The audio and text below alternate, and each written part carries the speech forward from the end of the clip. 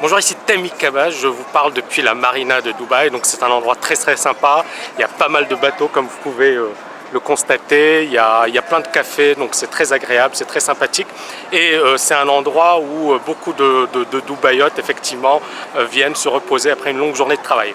Alors aujourd'hui j'avais envie de revenir justement sur un thème qui pour moi est extrêmement important, à savoir la vision. C'est quoi la vision? C'est le fait d'avoir une idée extrêmement forte qui va vous mobiliser entièrement et qui va justement vous pousser à donner le meilleur de vous-même. En quoi la vision est-elle importante? La vision est importante parce que justement, sans vision, vous n'irez pas très loin. Donc la vision, c'est ce qui va vous permettre effectivement de tenir lorsque vous voulez abandonner. C'est ce qui va vous permettre justement de tenir vos objectifs. C'est ce qui va vous permettre de bosser dur justement pour aller jusqu'au bout et ne jamais abandonner. Alors, je vais vous raconter ici une petite anecdote d'un professeur, d'un ancien collègue à Dauphine, qui était venu me voir pour me dire « Tammy, j'ai envie d'écrire un bouquin.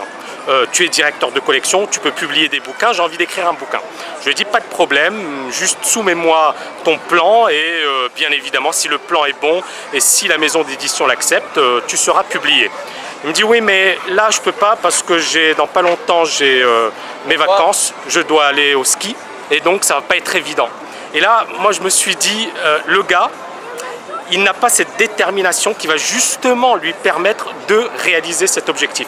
Parce qu'encore une fois les choses elles sont assez simples. Si vous voulez réaliser votre objectif il faut y aller à fond ou sinon vous ne le faites pas, vous n'y allez pas. Et ce qui explique que beaucoup de personnes ont des rêves, ont envie de réaliser des choses, mais ça reste à l'état de souhait, d'accord? Et ils ne vont jamais jusqu'au bout de leurs rêves ou jusqu'au bout de leurs espérances. Et là, j'avais envie de revenir sur, d'une certaine manière, mon cas personnel.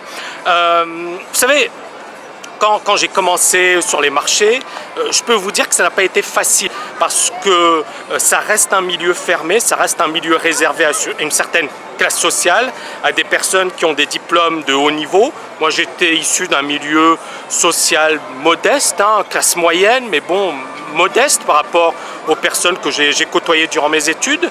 Je n'avais pas les mêmes relations, je n'avais pas également le réseau, le piston entre guillemets. Et donc pour moi ça a été très difficile. Néanmoins, je n'ai jamais abandonné. J'ai développé mes recherches, j'ai développé ma propre manière d'analyser les marchés, ma propre manière de travailler sur les marchés. Ce qui fait que lorsque j'ai débuté ma carrière professionnelle, j'avais un avantage par rapport à mes collègues puisque j'en savais beaucoup plus qu'eux sur les marchés. Mieux que ça, lorsque j'étais interviewé, j'en savais beaucoup plus que ceux qui m'interviewaient. Mais quelque part, c'était le prix à payer. Je n'avais pas effectivement les mêmes armes, il fallait que je compense par autre chose et il fallait donc que je sois meilleur que les autres. Et donc à un certain moment, il faut vraiment savoir ce que l'on veut et il faut se battre pour réaliser ses objectifs. Je vais revenir également sur l'agrégation. C'était une situation, l'agrégation c'est l'un des concours les plus durs de France, c'est un concours extrêmement réputé. On a des personnes de premier plan, je pense à l'ancien président du Sénégal, Léopold Senghor, qui s'y est mis à 3 fois avant de le réussir. Je pense à Jean-Paul Sartre, qui a échoué à l'agrégation alors que le gars il a obtenu par la suite un prix Nobel de littérature qu'il a refusé. Mais des personnes illustres, des personnes qui ont marqué l'histoire de la France et qui ont galéré avant de réussir cet examen. Et moi, j'ai passé cet examen, donc c'est juste pour revenir sur mon cas personnel, en plein divorce. 2 semaines avant le passage des oraux, j'étais en train de divorcer, donc j'étais devant la magistrate.